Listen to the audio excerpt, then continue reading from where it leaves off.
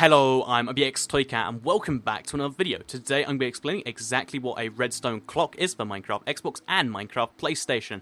The redstone clock is something you might not know about, but it's actually one of the most fundamental parts of big redstone contraptions that you'll mostly use today because of the fact that it can do so many different things for its rapidly pulsing nature. Anyway, as well as explaining exactly how it works, I'm also going to be explaining how you can use it and showing you 5 separate redstone clock designs. So depending on exactly where you're building and how you're building, you can use one that suits your needs. So please do like the video if you do like it. It helps out the channel a lot and lets me know you do like it. And let's get straight into explaining exactly what a redstone clock is, because you might be like, Toycat, we don't need a redstone version of a clock. We've already got this one that I've got on my hand right here. But a redstone clock isn't actually a clock, but in redstone it is actually a redstone clock circuit. So it's called the clock circuit because of binary, and if you think about it, redstone is very similar to binary because it's got the on and the off thing like that. This is on, this is off. It's simple as that. And basically it means it pulses on and off very rapidly. So in this case you can see this is a rapidly pulsing on and off signal, which makes it a clock circuit. So now, when we hook this up to any piece of redstone, it's really cool because it will rapidly activate that. So for instance, if we want to fire out emeralds really, really fast, we put them in there, and you can see we're just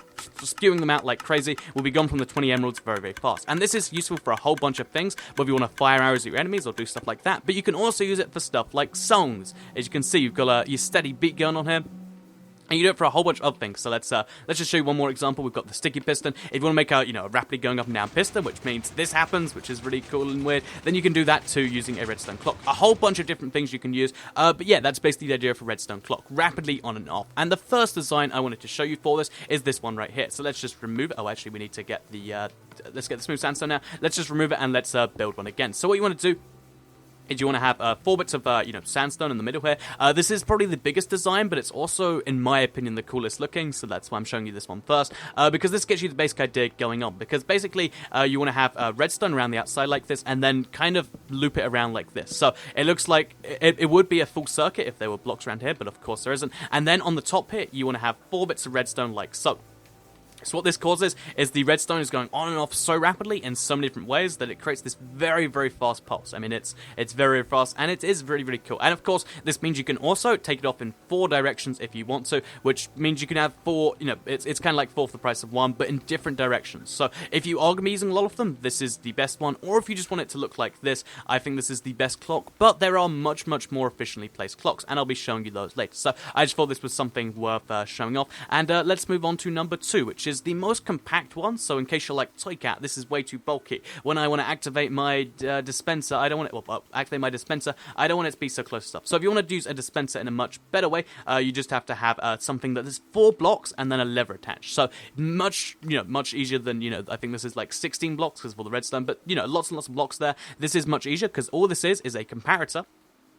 It's this simple comparator, and then redstone going around like that. Obviously, this is hooked up to that, but, just a comparator, then 3 redstone and a square. I'm sure it's really easy to understand. When you turn it on, when you have a signal going through it, it rapidly turns on and off because it's comparing the signal and then getting confused and going on, off, on, off, off, on, off, basically. And as you can see, very fast redstone clock. The only this has the upside, as well as being super compact, that you can turn it on and off like this. So now, it's kind of like, you can have if you've got arrows firing out of this, you can make it so the arrows rapidly fire, or they rapidly dump.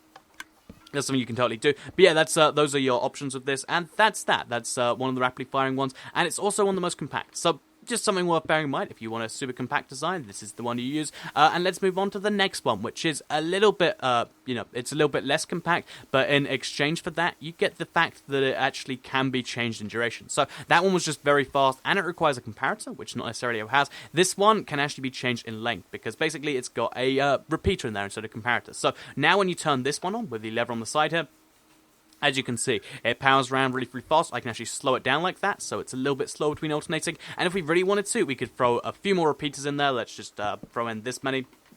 Turn those on max too, and now we've got ourselves a super slow redstone clicker. So if you want it to be like fire an arrow every second, you can do this. If you really wanted to, it gets a bit messy, but you could make it fire an arrow every minute by having like, I don't know how many repeats it'd be, like 100. You can technically do that, and that's technically a possibility. But yeah, this one can change the length of time as well as, having the ability of turning it on and off. So turn that off, turn it up.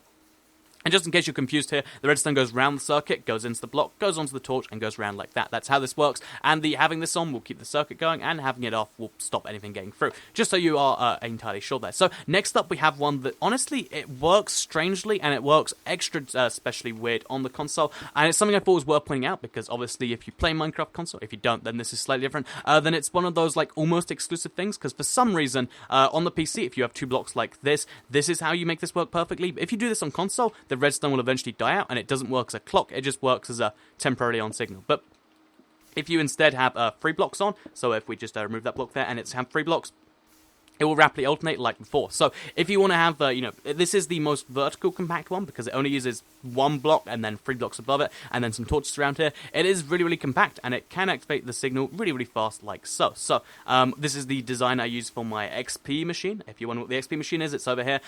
This is the way I rapidly alternated it there.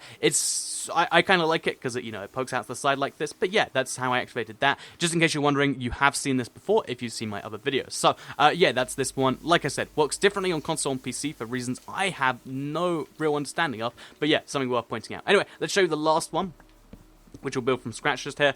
You want to have 2 hoppers, and then a comparator, and then redstone. So it requires the most resources, but it's arguably more compact, depending on how you define compact, because all you need is to have, so let's get, place down a block, place the hopper neck onto that block, like so that way the little thing goes in here. Then you want to place a hopper this way, so the hopper will just keep going back and forth and back and forth. The reasoning behind this is because you can actually measure the input of a hopper and connect this to a piece of redstone. So this means that if you have, I don't know, let's throw an old gold sword of sharpness in there.